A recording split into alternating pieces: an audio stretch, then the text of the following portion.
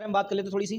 ठीक है, fundamental rights में क्या क्या है। सबसे पहले कॉन्सेप्ट हम पढ़ेंगे राइट टू इक्वलिटी। देखो फंडामेंटल राइट्स का ना सेकंड आपका फर्स्ट पार्ट और सेकंड पार्ट है, मतलब कि कॉन्स्टिट्यूशन डिफरेंट टाइप के पार्ट्स में बटा हुआ है। ठीक है, जिसमें बहुत अलग अलग कॉन्सेप्ट है। तो हम यहाँ पे फिलहाल जो पढ़ रहे हैं ना, फंडामेंटल राइट्स का कॉन्सेप्ट पढ़ रहे हैं। ठीक है, हमारा राइट टू इक्वलिटी एक है, हमारा राइट टू इक्वलिटी। इक्वलिटी में क्या आएगा, इक्वलिटी, राइट टू इक्वलिटी है ये 14 टू 18 के अंतर्गत आता है। 14 आर्टिकल कौन सा है, article 14 to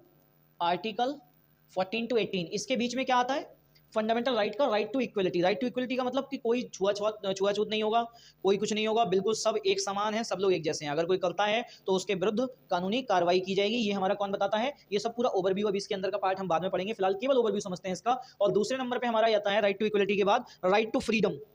right to freedom, right to freedom, freedom, freedom ये आता है हमारा 19 से 22 के बीच में, 19 से 22 के बीच में, आर्टिकल 19 टू 22। ठीक है, इसमें क्या है, राइट टू फ्रीडम है। राइट टू फ्रीडम का मतलब कोई भी कहीं भी जा सकता है। ऐसा नहीं है कि तुम दिल्ली जाओगे तो पूछे जाना पड़ेगा, वीजा बनवाना पड़ेगा, नहीं, आप कहीं भी जा सकते हो। राइट टू फ्रीडम, आपको फ्रीडम है बहुत सारी। अच्छा, दूसरी चीज़ और है, वो खैर बाद में आएगा। राइट टू फ्रीडम में है कि आपके पास कुछ स्वतंत्रताएं हैं। ऐसा नहीं है कि आप घर में बम बनाने लगो, ये स्वतंत्रता नहीं है आपके लिए। ठीक है, लेकिन हाँ, आप कुछ कर सकते हो, आप कोई धार्मिक अनुष्ठान कर सकते हो अपने घर में, आप अपने घर के लिए रूल्स अलग बना सकते हो। ठीक है, घर के रूल्स, बाहर के नहीं, बाहर के तो जब गवर्नमेंट बनाती है। तो आपके पास कुछ फ्रीडम्स भी हैं। ठीक है, आप कहीं आ जा सकते हो, कुछ काम कर सकते हो। ठीक है, ये सब फ्रीडम है according to the law. Law के अकॉर्डिंग अगर आप कोई काम करना चाहते हो तो वो कर सकते हो, ये आपके लिए फ्रीडम है। अब जैसे वो था, एक स्टोरी सुनी थी इंग्लिश में कि एक व्यक्ति आगे जा रहा था और एक पीछे जा रहा था, तो आगे वाला व्यक्ति डंडा हिलाते हुए जा रहा था अपना। ठीक है, और वो डंडा उसकी नाक के बिल्कुल पास से निकल रहा था। तो उसने पूछा कि भाई ऐसा क्यों कर रहे हो, मेरे लग जाएगा डंडा। तो बोला नहीं, बोले मेरे तो ये फ्रीडम है। तो बोले जहाँ तक आपकी फ्रीडम है वहाँ तक आप डंडा घुमा रहे हो, लेकिन जहाँ आपकी फ्रीडम खत्म हो जाती है वहीं से मेरी नाक शुरू हो जाती है। तो ये ध्यान रखो कि मेरी नाक भी टूट सकती है इससे। ठीक है, तो ये राइट टू फ्रीडम हो गया। राइट टू फ्रीडम के बाद थर्ड नंबर पे आते हैं, हमारा आएगा right to freedom of religious. हाँ, रिलीजन की भी फ्रीडम है हमारे लिए। राइट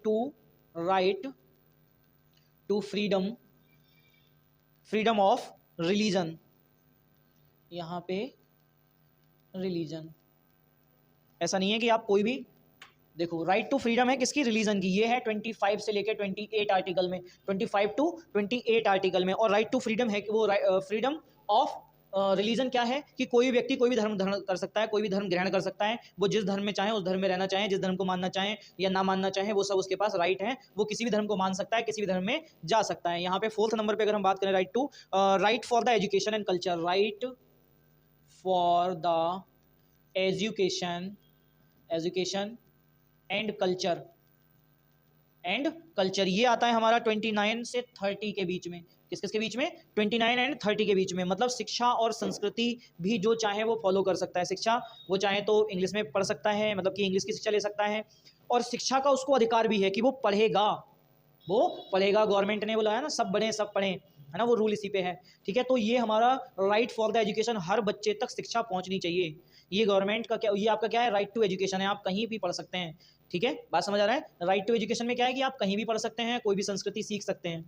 ऐसा नहीं है कि आप कोई एक ही चीज़ पढ़ेंगे, एक ही चीज़ पे आप राइट है, नहीं, आप राइट टू एजुकेशन है, कहीं भी कुछ भी पढ़ सकते हो। बात समझ आई। इसी के साथ फिफ्थ राइट पर आते हैं। हमारा फिफ्थ राइट कौन सा है, ये है राइट टू प्रॉपर, फिफ्थ वाला राइट है राइट फॉर द, ये नंबर गलत हो गया क्या, 1 2 3 4, 4 तक आ गए। ठीक है, अच्छा एक्सप्लोटेशन रह गया यहाँ पर हमारा एक राइट है, राइट टू एक्सप्लोटेशन।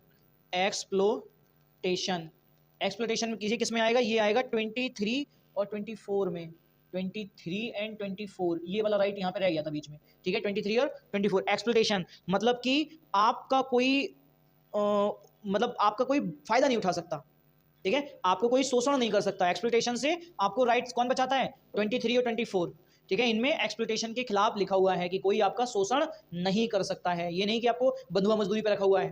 ठीक है, कोई व्यक्ति आपको बंधुआ मजदूरी पे भी नहीं रख सकता है। क्यों, क्योंकि वो आर्टिकल किसके अंतर्गत आता है, वो आता है राइट टू एक्सप्लॉयटेशन के साथ। आपका कोई शोषण नहीं कर सकता, लेकिन शोषण हो रहा है। प्राइवेट जॉब में जाके देखो, सब में शोषण हो रहा है। क्यों, क्योंकि वहां पे जॉब करनी है आदमी को, वो आगे जा नहीं सकता है ना, तो वहां सब में होता है। बाकी आते हैं 7 पे, 6 पे, हाँ 6 पे, 7 पे नहीं 6 पे। 6 पे एक राइट था, right to property. Right to RIGHT, right to property. ये राइट टू प्रॉपर्टी जो था, ये था हमारा 31 में, आर्टिकल 31 में। ये हटा दिया गया है, ये अब हटा दिया गया है। इसके अंडर में क्या था, राइट टू प्रॉपर्टी के अंदर में, कि आपकी जो जगह जमीन है वो आपकी ही है। उसको कोई नहीं ले सकता। लेकिन 1976 में एक केस हुआ था केरला में, ठीक है, तो उस केस के बाद इस राइट को हटा दिया गया। क्यों हटा दिया गया? वहां पे एक वो थे, क्या नाम था उनका, दयानंद नहीं, कुछ ऐसे ही नाम है उनका, ठीक है। उन्होंने इस राइट के अकॉर्डिंग, गवर्नमेंट उनकी जमीन ले रही थी, उनकी जमीन क्या सड़क में आ रही थी, तो गवर्नमेंट उनकी जमीन ले रही थी, उसको लेके वो कहाँ आ गए, सुप्रीम कोर्ट आ गए। और ये जो राइट, ये जितने राइट है ना, इन सबको कौन संरक्षित करता है? सुप्रीम कोर्ट और हाई कोर्ट, ठीक है। वो इन सबको संरक्षित करने के लिए बाध्य हैं, वो इन सबको संरक्षित करेंगे। बात समझ आ रही है? और यहाँ पे राइट टू प्रॉपर्टी था, तो इसमें क्या था कि सारी प्रॉपर्टी आपकी है, जो आपकी है, आपसे बिना पूछे कोई नहीं ले सकता। लेकिन ऐसा इसको 1976 में हटाया गया, जब गवर्नमेंट को एक सड़क बनाने की जरूरत पड़ी और वहाँ पे एक जमीन आई, ठीक है, महर्षि दयानंद नाम है शायद उनका। तो महर्षि दयानंद की जब जमीन आई तो उन्होंने क्या कर दिया, मुकदमा कर दिया, सुप्रीम कोर्ट आ गए, सुप्रीम कोर्ट में लड़ पड़े सरकार के खिलाफ, और सरकार को फिर अपना वो चेंज करना पड़ा, और उसके बाद ही राइट टू प्रॉपर्टी जो हमारा राइट है उसको हटा दिया गया। कब? 1976 में। अब गवर्नमेंट जहां चाहे वहां जमीन ले सकती है, किसी की भी, किसी का घर तोड़वा सकती है, लेकिन उसके एवज में, उसके बदले में उसको मुआवजा देगी। उसकी जो वैल्यू है, उस वैल्यू का 5 गुना मुआवजा उस व्यक्ति को मिलेगा जिसका वो घर तोड़वा रही है, जिसका वो खेत ले रही है, ठीक है। ये कब से खत्म हुआ है? 1976 से। अब ये है ही नहीं। और एक 7वां नंबर का हमारा राइट है, right to constitutional remedies. Right, RIGST, right to constitutional remedies.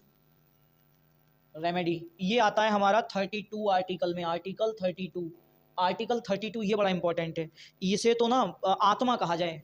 इसके अंतर्गत क्या आता है? राइट टू कॉन्स्टिट्यूशनल रेमेडीज, मतलब कि जो हमारी कॉन्स्टिट्यूशन के अंदर डिफरेंट टाइप की चीजें हैं, संवैधानिक उपचार जिसको बोलते हैं, क्या बोलते हैं? संवैधानिक उपचार, वो इसी को बोलते हैं संवैधानिक उपचार। क्यों? क्योंकि अगर आपके कॉन्स्टिट्यूशन में कोई प्रॉब्लम आ जाती है तो राइट 32 आर्टिकल हमें राइट देता है कि उस जो प्रॉब्लम आई है उसको सॉल्व किया जाए। जैसे अभी एक वो चला था ना केस, 2012 में निर्भया कांड हुआ था, है ना, इस टाइप के जो केसेस हुए थे, तो वहां पे फांसी की सजा का प्रावधान हुआ था। वो आर्टिकल 32 के तहत ही उसको क्या किया गया? चेंज किया गया और बाद में उसको अप्लाई किया गया, ठीक है। तो ये आर्टिकल 32 आपके संविधान में चेंजेस करने की अनुमति भी देता है। बात समझ आई या नहीं आई? तो ये थे हमारे 7 राइट्स, राइट जो हमें किसके थे, हमारे समझने वाले थे। बाकी अब इनके 1 बाय 1 कॉन्सेप्ट